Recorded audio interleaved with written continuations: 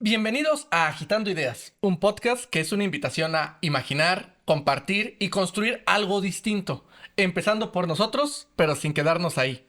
Yo soy Víctor y como siempre me acompaña Uriel. Y hoy comenzamos con una pregunta que puede incomodar un poco. ¿Cuál es el verdadero aprendizaje? ¿El que escuchas, el que ves o el que haces? Bueno, buena pregunta. Creo que los profes en general siempre nos dicen, que tiene que ser más el escrito. Digo, los exámenes, todo viene siendo escrito. Yo en la escuela como que peleaba mucho ese proceso no manches, ¿por qué hacer un examen o por qué tener un montón de tareas me va a ser más chido? O leerme un libro me va a ser más chido en enseñanza. Hoy creo que con el internet surge todavía más porque hay un chorro de tutoriales o muchos videos donde ya dices, bueno, yo ya lo vi o vi un video en el que me dicen cómo hacer algo y ya lo sé hacer, aunque el video pueda estar fake, ¿no? Así hecho todo raro. Sí, aparte también a nosotros nos tocó crecer en un momento en el que la educación todavía era de memorizar, ¿no? O sea, muchos de los exámenes era, dime la fecha exacta en que nació Miguel Hidalgo. O sea, no importa qué haya hecho, qué representaba, o sea, lo que necesitábamos saber era la fecha y hora, y en qué estado había nacido, ¿no? Entonces de Igual repente. química, ¿no? O sea, creo que química era de las cosas que, oye, apréndete la tabla periódico de, de, de inicio a fin y de reversa casi casi. Creo que estaba como, bueno, a mí eran de las materias que menos me gustaban justo por eso, por qué tengo que aprenderme toda una tabla periódica. Y fíjate que justamente, o sea, por ejemplo, a mí creo que me fue muy bien, sobre todo a los primeros años de la escuela, porque pues como la habilidad era recordar, yo no necesitaba leer varias veces algo para recordarlo, y la verdad es que podía tirar un chorro de datos como trivia de esas del, ¿cómo se llamaba este juego? Maratón. O sea, pero en realidad era eso, solamente cosas que tenía en la mente o en la memoria, no necesariamente que entendiera de qué se trataban. Poco a poco fue cambiando. Creo que una de las cosas que yo disfruté mucho, por ejemplo, ya mucho más adelante, era el hecho de que tenía que hacerlo para poder entenderlo, ¿no? Sobre todo en la universidad. Casi toda mi universidad fue, haz programas de A, B, C, resuelve problemas y creo que eso lo disfruté mucho, mucho más. Y justo de eso vamos a hablar el día de hoy, el tema de aprendizaje. Nos vamos a enfocar específicamente en una serie de metodologías, como por ejemplo, hazlo tú mismo, do it yourself, que es una metodología que estamos heredando, o bueno, que caminó desde el lado de Estados Unidos. También STEAM, ¿no? El tema de agregar todas estas ciencias, tecnología, ingeniería y artes al proceso de aprendizaje, que creo que es bastante interesante. Y sobre todo este principio de aprender haciendo, ¿no? O sea, esa es la cultura sobre la que vamos a estar trabajando hoy. Do it yourself, que es con la que podemos iniciar, que significa hazlo tú mismo, nuevamente, por las siglas en inglés, que más que una moda se convirtió en una forma histórica de aprender.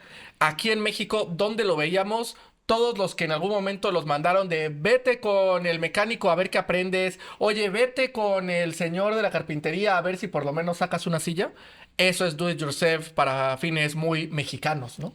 Sí, justo, ¿no? Los gringos como que lo tomaron, hubo como un proceso, creo que justo lo que comentabas, para mí en la universidad fue también ese salto de aprender o ni siquiera aprender, de entender esa nueva, ola, que venía de hazlo tú mismo. Cuando yo estaba en la universidad creo que hubo como muchos movimientos y muy fuertes cosas que se pensaron generar y que no sé si puedo llamarlo aprendí más que en la escuela, pero por lo menos me divertí mucho más en algún momento, ¿no? No lo sé, o sea, creo que sí hubo ese momento en el que, no manches, a hacer robotcitos, a hacer cositas, es divertido, o podemos, me es más divertido que hacer un circuito, que ya me pusieron de un libro y que tengo que saber cuál es el resultado, ¿no? Sí, y que digo, creo que justo acabas de definir muy bien el tema de aprender haciendo significa el proceso completo, ¿no? De repente, otro momento de la educación que nos tocó de nuestra generación era el tema, por ejemplo, de las planas, que ahí es donde yo me moría, ¿no? O sea, todo lo que era como repetitivo de escribe tu nombre 200 veces, en lugar de hacer un resumen, vas a copiar todo el libro, pues yo ahí simplemente no funcionaba. Y creo que con esta cultura, pues una de las cosas, uno de los primeros momentos, y creo que donde nosotros empezamos a colaborar juntos, era con el tema de Arduino y el software libre, ¿no? Yo entré digamos, de lleno con el tema del software libre, ya muy avanzada la universidad, pero con el tema de robótica, en realidad creo que fue de las primeras cosas que estuvimos compartiendo como proyectos, yo sin tener mucha referencia de lo que era electrónica, ¿no? O sea, fue de lo primero que estuvimos. Sino que fuiste aprendiendo sobre la marcha, bueno, un poco eso, ¿no? Haciendo antes de entender conceptos de electrónica, que creo que Sí. ahí es donde yo siento que está la dificultad, porque al final del día hay muchas personas que terminan haciendo, pero tampoco tienen tanta claridad de los conceptos que mínimos para hacer alguna placa o de electrónica, que pues ahí Yo choca un encendí poco, un ¿no? LED antes de entender la ley de Ohm, o sea, ese es el punto. Sí, justo eso, es que hasta dónde jalas cada una de las dos movimientos, aunque en general creo que desde mi perspectiva yo siempre fue más de, bueno, primero me tiene que entrar la curiosidad para después investigar por qué está pasando esto, ¿no? Sí, que creo que un poco es la dinámica de todo este proceso. O sea, a ver, hay algo que tenemos claro, ¿no? Cada persona puede aprender diferente y depende también del entorno. O sea, creo que el que yo me pusiera a hacer algún circuito electrónico o trabajar algo con Arduino o tratar de regar una planta sin tener todos los conocimientos básicos, pues en realidad funcionaba. Pero creo que no es una buena idea utilizar, no sé, un tutorial de YouTube para ponerle puntos en la mano a alguien, ¿no? No, de hecho creo que hay hay tutoriales que justo estaba viendo algunos videos donde cómo puedes hacer tu planta de plutonio o Ajá, tu sí, exactamente. Hay bomba cosas atómica, cosas que tal vez te así. conviene sí tener los fundamentos previo, ¿no? Sí, pero creo que como tratando de regresar a este momento histórico, digo, para mí en el proceso de hazlo tú mismo, creo que hubo todo ese movimiento, desde Estados Unidos, pero tenía que ver más con el hobbyismo, por llamarlo así, de ya somos personas grandes o somos personas que no necesariamente estamos, que no queremos aprender, sino simplemente, tengo demasiado tiempo y estoy haciendo o reparando cosas o generando nuevas bicis, nuevos diseños. O sea, creo que había una feria maker muy grande, ni me La acuerdo cómo Maker se llama. Faire. Ajá. Maker Faire, de hecho, que era pues eso de veías carruseles, veías como de todo, con este proceso gringo o bueno, estadounidense para Sí, que estuvieron apoyando mucho el tema de ingeniería, para los más conspiranoicos. De hecho, incluso dicen que por eso reforzar tanto Iron Man y todo este proceso. Estamos hablando de más o menos esa temporada. Pero la verdad es que el tema Maker, que por ejemplo, así se llamaban todas las personas que buscan esta metodología de do it yourself, Maker se llaman a sí mismos. A mí me encanta la traducción que consiguió Hacedores, aunque aquí en México es una marca. Saludos a los Hacedores. Eh, Creo que nosotros pudimos hacerlo algo muy propio, ¿no? O sea, porque, a ver, en México ya tenías esta necesidad. O sea, es este TikTok chiste de. O sea, es que yo no tenía opción de mandar a hacerlo con alguien, tenía que aprender a hacerlo, ¿no? Pobreza se llama. O sea, nosotros lo teníamos que trabajar y creo que se volvió algo muy propio. O sea, en realidad no lo abrazamos desde la perspectiva de, oye, sí, mira, hay que aprender de dónde viene, sino desde una necesidad natural. O sea, más de uno en casa ha tenido que, desde reparar una silla, cambiar un foco, revisar una instalación eléctrica, que tal vez es un poquito más peligroso de lo que deberíamos, pero lo hemos tenido que hacer, ¿no? O sea, y en esta dinámica, creo que la necesidad se convirtió en esta versión de, no sé si el ingenio, sino también hasta a nivel pedagógico, ¿no? De, tengo que Yo, aprenderlo. yo no estoy seguro si pedagógico, creo que ahí es donde entra como mi conflicto, porque si bien hubo como mucha fuerza y trataron de meterlo en escuelas, creo que nunca el concepto, toda la metodología nunca se logró establecer como dentro de una escuela. Creo que los últimos años, 3, 4, empezaron a ver estos espacios maker o laboratorios maker dentro de algunas escuelas, pero en ese momento México no abrazó tanto este proceso. Que no Aunque sé, perdóname que te interrumpa, pero que no sé, ahorita que lo dices en escuelas, si tal vez tratamos de regionalizarlo desde la versión gringa y si no lo hicimos nosotros primero, ¿te acuerdas de, o sea, todos los que estudiamos en escuelas secundarias técnicas, ¿te acuerdas que teníamos el tema de estos talleres, o sea, de máquinas y herramientas o de carpintería o tal? ¿No sería eso más cercano a lo maker y tal vez simplemente, eventualmente lo fuimos dejando, le fuimos haciendo el feo? Bueno, más que maker, pues al final sí eran oficios ahí, ¿no? Creo que donde falló es en México, pues fue que era oficios y lo convertías en un solo lugar y no lo extendías a, bueno, también sabes carpintería, pero también puedes soldar y tal cosa. Yo cuando empecé a ver la cultura maker, un poco lo que dices, tratando de entenderlo en el contexto mexicano, veía a muchas personas en Estados Unidos haciendo cosas y volteaba pues a alguien que hiciera un oficio y pues sí tenía esa sensación de, no manches, este vato puede soldar, puede hacer todo lo que hace él y yo en mi proceso educativo nunca me lo enseñaron, ¿qué mejor preparado está él? Es la pregunta, ¿no? Pues yo estudié, aprendí otras cosas, pero pues no sabía soldar, no sabía, hacer cosas Que que... yo estoy a favor de la revalorización de los oficios a partir de los temas de inteligencia artificial, ¿eh? Nada más porque quiero retomar un tema viejito. Y, ¿sabes qué? O sea, yo creo que más bien era el tema transversal. O sea, de pronto nosotros nos quedamos en que a mí me tocó tomar carpintería, luego secretariado. Y la realidad lo que pasó es, oye, puedo hacer cubitos de madera, he tenido que reparar cosas en la casa, pero eso nunca se llevó como de, oye, pues ya que puedes tener ciertas habilidades en la parte, digamos, más Manual. mecánica, más manual, puedes también utilizarlas para aplicarlo a conocimientos, llamémoslo, más técnicos y eventualmente, pues, conocimientos profesionales, ¿no? Que creo que ahí nos faltó la transversalidad. Yo tengo una hija a punto de entrar a la secundaria y está súper emocionada con el tema de los talleres, o sea, sobre el tema de la habilidad técnica, manual, a nivel de oficio.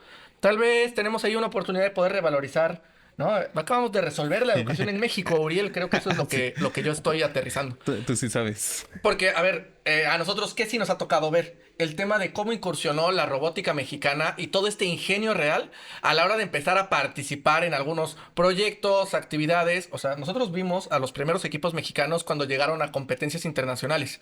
Hasta incluso podría decir a los primeros equipos oaxaqueños y cómo sorprendían por su ingenio, ¿no?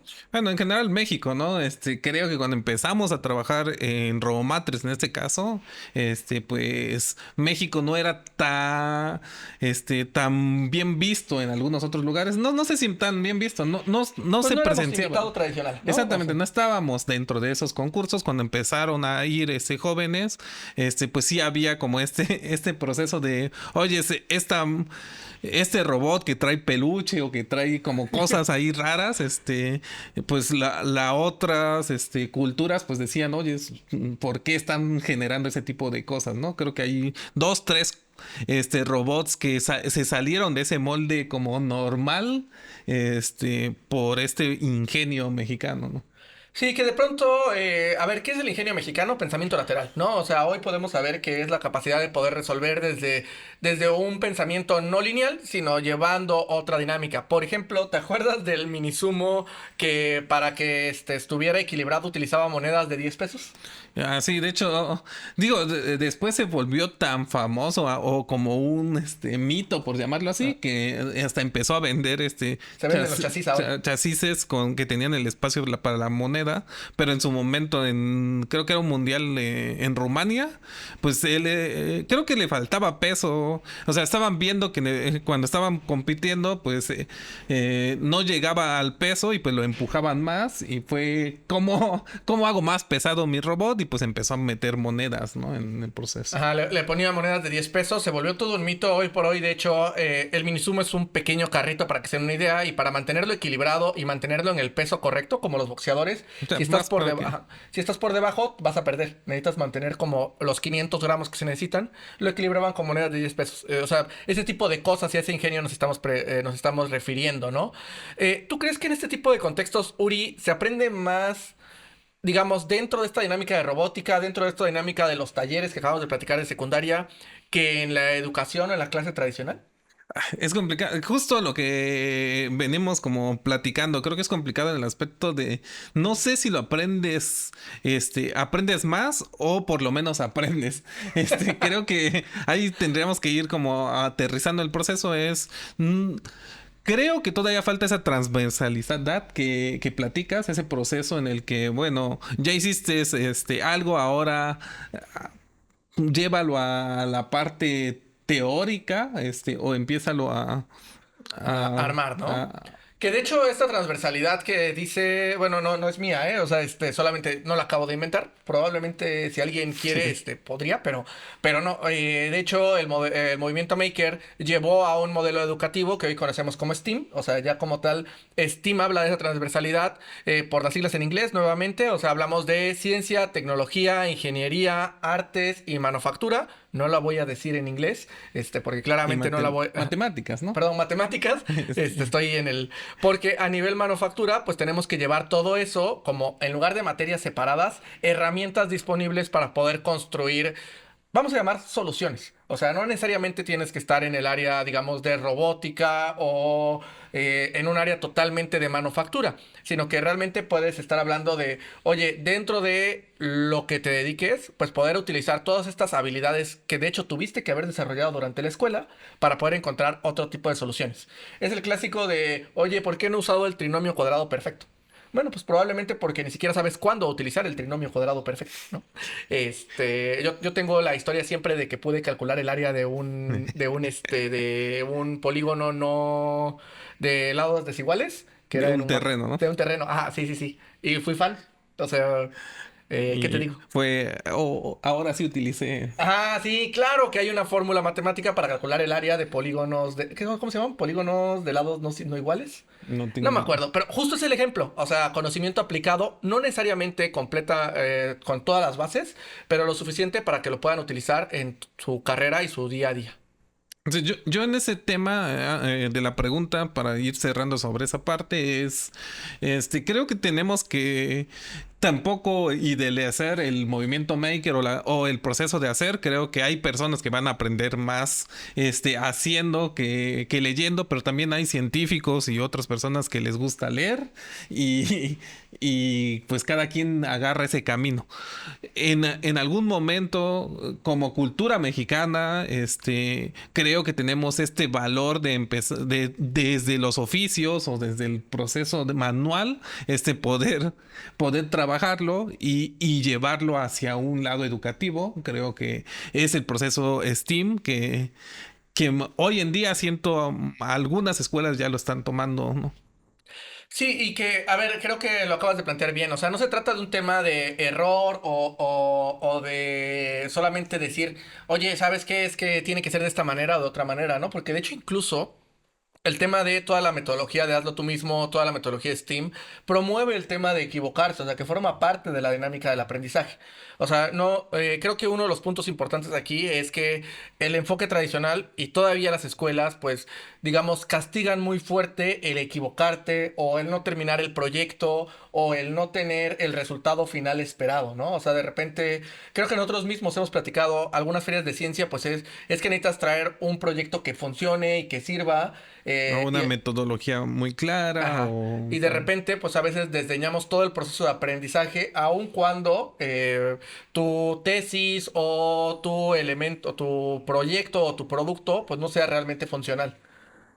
Sí, digo, tratando de llegar un poco a esto de estas ferias, yo tengo como ese conflicto de, bueno, ¿qué estamos calificando? El producto final, el proceso, El el aprendizaje. aprendizaje. Hay como muchas cosas donde se tienen que mover, y que deberíamos de ir revisando. Creo que un poco lo que dices, no soy tan fan en este proceso de calificaciones muy lineales, pero al final la escuela es así y tendríamos que entenderlo, aunque hay otros procesos que podemos ir anexando para que los chicos también Yo, aprenden yo, otro tipo de cosas, ¿no? Y yo hablo mucho con mis hijos de que en realidad más bien es la estandarización forma parte del proceso. O sea, creo que el error es cuando queremos conseguir el 10 por conseguir el 10. O sea, estamos dispuestos a hacer lo que sea por tener 10, no por aprender, ¿no? Cuando el número en realidad pues debería establecer este esfuerzo, desempeño, proceso que llevamos para poder adquirir cierto conocimiento. No, yo lo he visto con el tema de la educación tradicional. O sea, de repente nos enfocamos tanto en que sí sea el 10, en que sí sea aprobatorio, y no prestamos atención a que eso solamente es una medida de una realidad, o sea, es una referencia. O sea, hay unas cosas Digo, yo como... ahí creo que yo no quisiera desmeritar estas calificaciones, esos procesos, No, para decir, nada. O sea, el 10 es un 10, o ya, sea, ya el estamos esfuerzo. jugando sobre ese proceso. Yo creo que también el Steam y la cultura maker en su momento se manejó como es. como una alternativa de educación no formal, que también me Sí. llama como interesante. No sé qué tanto la deberíamos de formalizar o dejar dentro de lo informal. No sé cómo veas ese proceso. Híjole, creo que vivimos con ese riesgo. Yo la verdad es que creo que sería la pregunta que dejaría a aquellos que nos escuchan, ¿no? O sea, el tema de, piensen en el taller que tenían en la secundaria, piensen en el taller al que fueron de bordado, piensen en alguna actividad que hicieron como hobby y qué tanto les gustaría que formara parte de su educación tradicional, o si deberíamos entender que forma parte de otro modelo de educación, ¿no? Y tal vez, así como asistimos hoy 6 7 8 horas a una educación formal, pues deberíamos considerar también dedicarle un tiempo, sobre todo en esa etapa de estudiantes, a la educación informal o a algún tipo de hobby de ese estilo. Y para las escuelas que ya lo están tomando dentro de sus... Ay, ¿Cuál sería como este proceso? O bueno, ¿qué le podrías decir a esta escuela? Oye, llévalo por este lado, este, no le pongas una calificación, o sea, ¿hacia dónde? yo creo Digo, que... no, tampoco somos los expertos en el tema mm, y solo es como desde nuestro punto de vista hacia dónde llevarlo, ¿no? Sí, yo creo que pasando por terreno espinoso, yo creo que parte del proceso de todo lo que tiene que ver con Maker, con Do It Yourself, con todo este modelo de aprendizaje, digamos, no formal, deberíamos estar buscando, o sea, como institución, creo que sí deberíamos tener estos objetivos no cualitativos.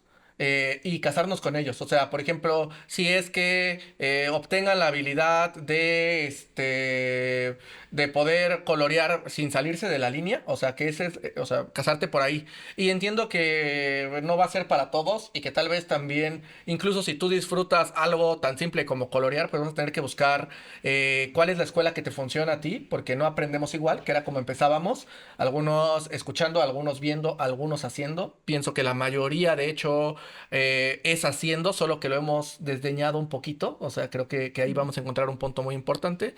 Entonces yo creo que es eso, o sea, es una relación entre como institución deberías casarte desde un objetivo y como estudiante deberías entender que no vas a aprender igual en todos lados, deberías buscar el espacio donde te desarrolles más. Yo lo abriría un poquito más. Creo que como institución tendrías que tener este abanico de opciones. O sea, al revés de lo que dices de casarte sobre No un objetivo, es sé, decir, pero qué oye, bueno. yo tengo tengo cultura maker, tengo esto, tengo también lo de poemas, tengo lo de matemáticas, Ujú. y Sí, cada uno artes, de ¿no? mis estudiantes, pues les va a gustar algo y va a ir aprendiendo, sin quitar claramente el proceso tradicional de educación, ¿no? Estás hablando de los talleres de la secundaria, güey. Cada quien elige el que más le gusta. O sea, Este, no, no, creo que es complicado, ¿eh? O sea, yo pienso que abrir el abanico te plantea también otros retos a nivel institucional. O sea, sí estoy pensando, o sí estoy muy aterrizado desde, oye, es que si te sales de tu metodología, yo pienso que por eso existen estas escuelas tipo Montessori. Creo que por eso, sobre todo para quienes tenemos hijos, que, o sea, me pongo como en el terreno de papá, pues más bien estás como buscando y le intentas en una, en otra. Yo tengo algunas referencias con el tema de la escuela de natación. O sea, hay mil formas de ujú. enseñar a nadar. Desde que se aviente y a ver si sale, hasta como de, oye, mira, desde una perspectiva y como muy, muy amable, muy amigable. Pues más bien es identificar cómo lo hace tu hijo y apoyarlo desde ahí. Y encontrar la escuela Que lo hace así. O sea, yo voy más para allá. Pero bueno, pues, creo que es un buen momento para dejarles esa reflexión a cada una de las personas que nos están escuchando sobre el tema de el pensamiento lateral, sobre el tema de el aprendizaje no formal y en este caso sobre cuál fue lo último que hicieron con sus propias manos, ¿no? O sea, hablemos de un poco del tema maker. ¿Qué fue lo último que hiciste con tus propias manos? Y si te enseñó algo que no esperabas. sí, ¿no? Como cerrando ese proceso, yo creo que aparte de qué hiciste con tus propias manos, porque al final creo que es también dejarnos de un lado ese proceso de no equivocarnos. En algún momento creo que yo he hecho muchas manualidades o muchos procesos que se quedan entre comillas a la mitad o que no salen como esperaba, pero pues que es parte de no, bueno, voy a hacerlo de otra manera, a ver cómo funciona. Yo esperaba que dijeras, en algún momento he hecho un chorro de capítulos de podcast que no han salido, Un pero sí poco eso, entiendo. ¿no? Pues una vez más, gracias por escucharnos en Agitando Ideas, un espacio para imaginar, para compartir y construir algo distinto, empezando por nosotros, pero sin quedarnos ahí. Nos vemos en el próximo capítulo.